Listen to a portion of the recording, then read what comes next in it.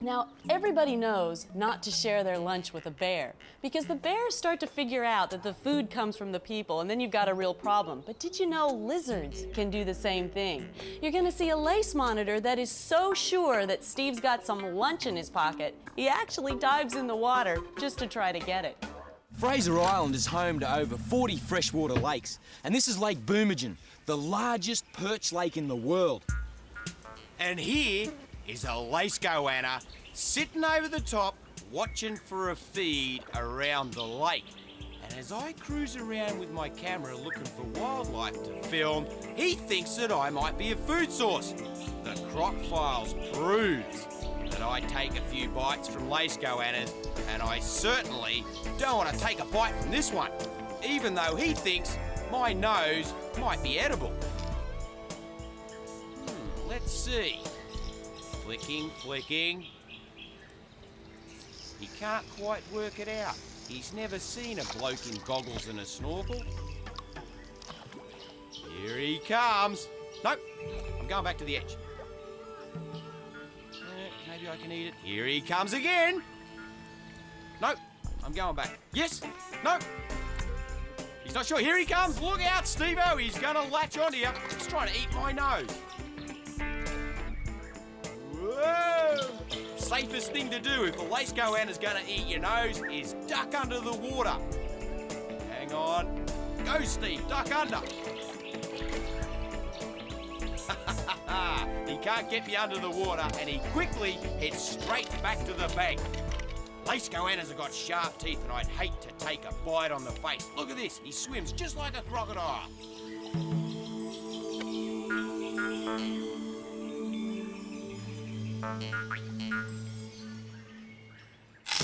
Our Croc Files go up into northern Queensland into crocodile territory. And we travel through the estuaries to a beautiful sand dune which goes straight down into the mangroves.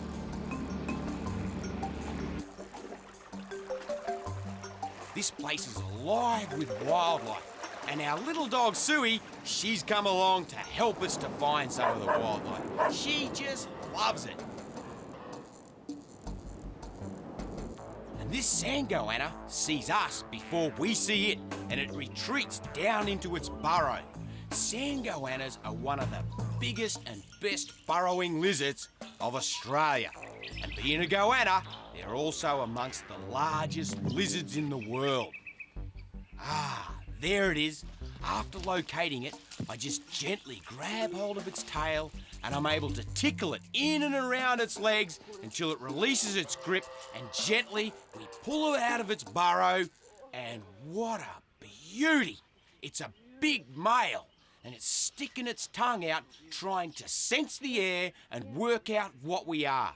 They've got great eyesight, great set of nostrils, and that forked tongue.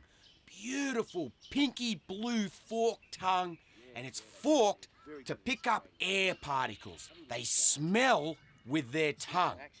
Look at those scars on its chest.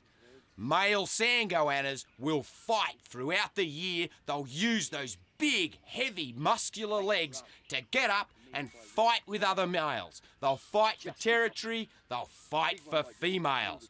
Great set of claws for digging, and this one's got a pretty full belly. He looks great. Oh, he's given Terry a bit of a lick. Oh, there you go, a lick on the nose. Well, that is about as close as you can get to a sand goanna without taking a chomp. When we release him, he goes straight for his burrow.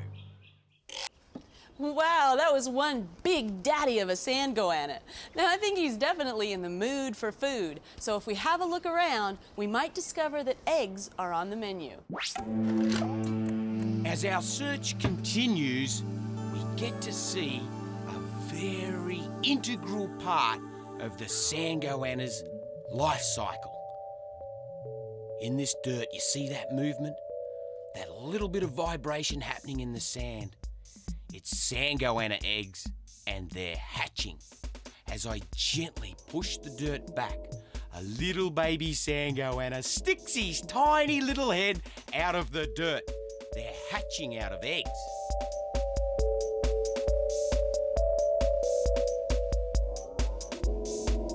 sand goanna can't tell friend from foe, and he doesn't realize that Steve's a big mammal that could be potentially dangerous. He's a little bit innocent as he tastes everything. Being defensive, he'll bite, and being curious, he puts his little tongue out. Once he's figured out that there's danger around, he bolts really quickly. Steve's got to look for the others and make sure that they're all going to be able to hatch okay. The danger is that the big sand goanna might come along and make a meal out of them. The sandies are very movement-oriented, and they'll grab any little rodent or reptile that flits along, not realizing it might be one of its own kind. And the eggs could take several days before they all hatch out. They're like perfect little ping-pong balls, and each sand goanna inside has a tiny little egg tooth on the end of his nose, and he only has that for a short amount of time to help him get out of the egg. So what he'll do is he'll move around inside that egg, and he'll have to work his own way out. Now, as Steve reveals them, we count that there are several eggs left to hatch, and you'll notice that soft indentation on the top. That means the egg is still viable. Any eggs that weren't fertile when they were laid would have gone soft and rotten by now. Once they push their nose through that little opening, then they're ready to emerge. Their tongue flicks out, tasting for any danger, their eyes open up, and they'll have their first look at the world. That fluid coming out of the egg is called umbio. That's protected them inside the egg and helped keep it a constant temperature for the entire incubation. When they look around and their eyes open, they might have to make a run for it if there's a predator nearby. They'll take their first breath and prepare themselves for life outside the egg. It must be a pretty scary sight, opening up your eyes, and here's my ugly head looking at you. I think so. You're right on the money there. Now, when this little guy can finally uncoil, he's all sticky, bit of a mess. He's got a tiny little opening where his belly button will be, and that's where the egg yolk has been absorbed. It might take him a few days to use up that yolk, but that will give him the nutrition he needs until he can hunt on his own. Australia is like the land of the reptiles. We've got over 700 species of them right here. Of course, the biggest lizards in the world are the goannas. And then you've got the dragons, like the frill-necked and the bearded dragon. And the smallest, tiniest little lizards in Australia are the skinks. Have a look at these little ones. Now, these are Cunningham skinks. They're very common here in Australia, and they love their fruit and vegetables. You can tell they're skinks because they got nice shiny scales, although these ones have got scales, modified scales on their tail, which enables them to jam themselves into rock crevices. They got a good sense of sight, hearing, and smell. Big, large, fleshy tongue, and there's a combination of babies and adults. Beautiful.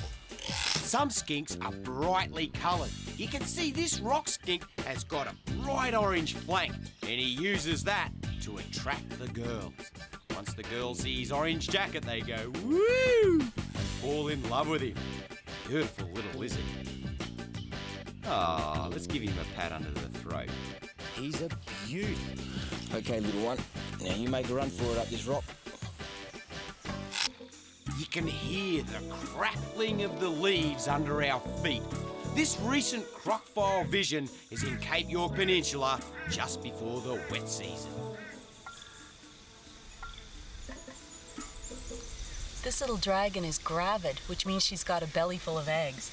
Now, dragons and other reptiles somehow instinctively know when the wet season is going to come. So now, before the wet, during the dry, is when she'll lay her eggs.